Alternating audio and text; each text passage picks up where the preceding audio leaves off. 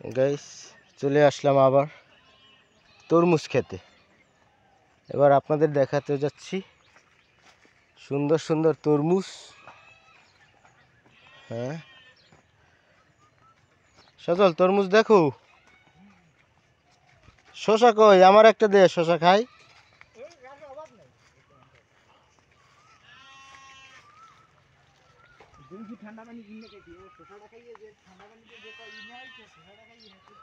শশা তল 5-6 কেজি তুললে হেপে লই বস্তায়।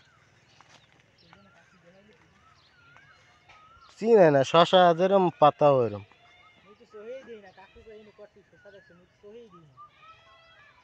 আব্বাই ওগুলো বুঝে ভালো আবার।